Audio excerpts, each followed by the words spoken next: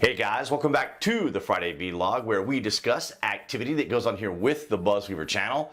That includes things like current events, headlines that are in the news, pop culture, social media, technology, and items of interest that come up during the week that allow us to have a little bit of a dialogue. I want to welcome all of you guys from New Tech and of course all of you here on YouTube for your guys' continued support.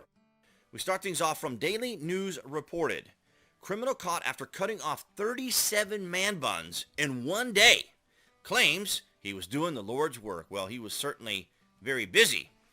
Los Angeles, California, Craig Ledbetter has been placed into custody after reports came in from all over downtown Los Angeles that a man had been seen running up to other men and cutting off their man buns. Now, I just want to take a little break here and just wonder how they let someone named Craig Ledbetter into Los Angeles, or how someone named Craig Ledbetter lived in Los Angeles. Now, ladies and gentlemen, you might be wondering why I'm kind of making a play on the name. Well, there is a comedian, some of you may remember, named Jerry Clower, and Clower was an American stand-up comedian born and raised in the state of Mississippi. Clower was best known for his stories of the rural South and was given the nickname the Mouth of the Mississippi. Now, the thing about Jerry Clower is some of the characters in his stories were named Ledbetter. So that just kind of struck me as a bit amusing. So dozens of men filled the police stations to press charges against their top knots of man buns were removed by Craig Ledbetter. He attacked me and aggressively removed my top knot. I was in fear for my life from this man. A fear in his life? It will take me years to regrow my hair. I hope he gets the punishment he deserves for wounding me so viciously, said a victim of Ledbetter's. Now, I don't mean to make light of a situation, particularly an individual who may not be very stable. Now, I'm not associating his stability or mental state based upon his comments on whether or not the Lord told him or directed him to do such things. But nonetheless, in the article, it goes on to mention that they are going to throw the book at him. So, of course, I couldn't help but, being the cynical, sarcastic person that I am, wondering if they're going to charge him with running with scissors and or operating a barbershop without a license. Now, of course, I jest a bit, but nonetheless, I don't know whether or not they would actually charge him with assault with a deadly weapon, but certainly, interfering with people as they're going about their daily lives and assaulting them with scissors is a crime. But nonetheless, I thought it was rather interesting, just a culmination of different amusing things. And fortunately, no one was actually injured. But of course, some of these individuals in Los Angeles, they can be a bit fragile. So obviously their feelings, their emotional state is going to be affected. So I don't want to make entirely light of those situations. But just Craig Ledbetter, I couldn't pass up this opportunity to present this story to you. And of course, another amazing story that I want to present to you guys is from WSMV4 out of Nashville, Tennessee. Rescue dog flees new owners, rings doorbell for help at shelter she called home.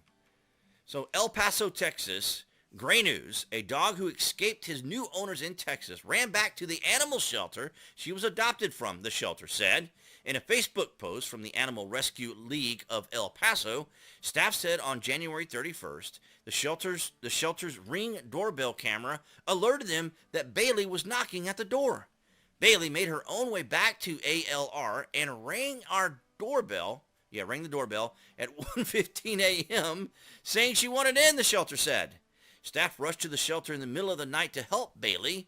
They put her in a kennel she used to call home for a long time. She lived at the shelter for so long, this was home to her. She felt safe here.